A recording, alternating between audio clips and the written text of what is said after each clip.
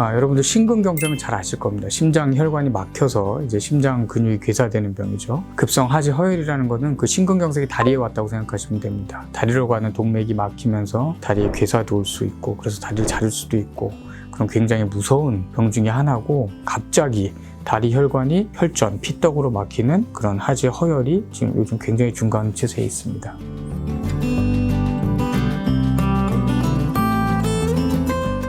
동맥경화라든가 이런 게 나이가 들어서 심하게 생기는 경우가 많고요. 그다음에 나이가 들수록 심장도 늙죠. 또 심장 안에 혈전을 만드는 거거든요.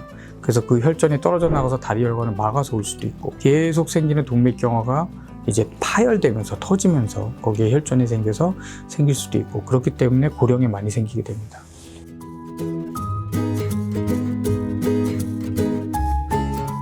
치료가 일단 너무너무 어렵습니다. 혈전이라는 게 생기면 혈전을 없애야 되는데, 혈전을 없앨 수 있는 방법은 두 가지가 있겠죠. 약으로 녹여서 없애버리거나 아니면 수술이나 시술로 제거를 해야 되는 거죠. 근데 이 양이 너무 많다 보니까 한 가지 방법으로는 잘 되질 않습니다. 저희 병원 같은 경우는 일단 고령이 많기 때문에 혈전 용해제는 너무너무 위험합니다. 뇌출혈의 위험성이라든가 아니면 다른 곳 혈관들에 다 출혈이 있을 수 있기 때문에 저희는 이제 수술과 시술을 같이 하는 하이브리드 시술을 시행하게 됩니다. 허벅지부터 무릎까지 혈관은 저희가 수술로 혈전을 다 제거하게 되고요.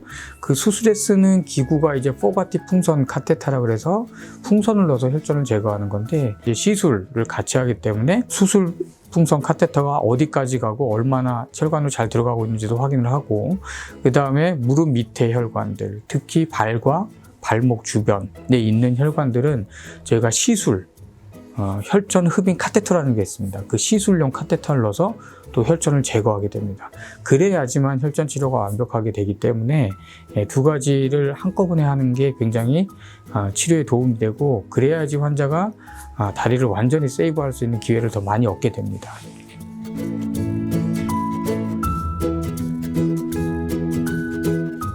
이 다리 괴사의 경우는 6시간입니다. 처음부터 다리 괴사가 생기는 게 아니라 발이나 종아리가 굉장히 터질 듯하게 아픈 증상, 그다음에 갑자기 냉감, 발이 차가워지는 증상, 그다음에 색깔이 갑자기 푸르게 변하는 증상, 이런 것들이 있으면 급성 하지 허혈의 초기 증상입니다. 이런 증상이 생기면 6시간 이내에 와서 빨리 치료를 받아야 됩니다.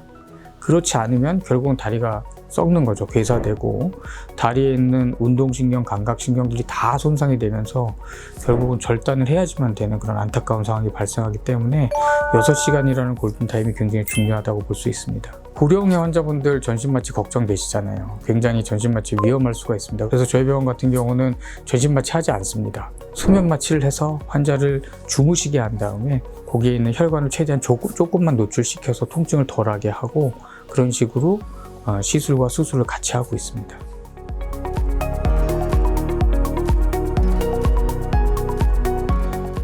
이 급성 하지 허혈도 뇌경색이나 심근경색처럼 예방하시는 게 가장 중요합니다. 고혈압 당뇨가 있다면 당연히 조절하셔야 되는 거고, 고지혈증 조절하셔야 되는 거고, 그 다음에 가족력이 있다면 항상 주의를 하셔야 됩니다. 조기 증상이랑, 제가 아까 말씀드린 초기 증상이랑 다릅니다. 걸을 때 종아리가 터질 듯이 아픈 증상, 그런 것들이 있으면은 미연에 병원에 빨리 오셔야 됩니다.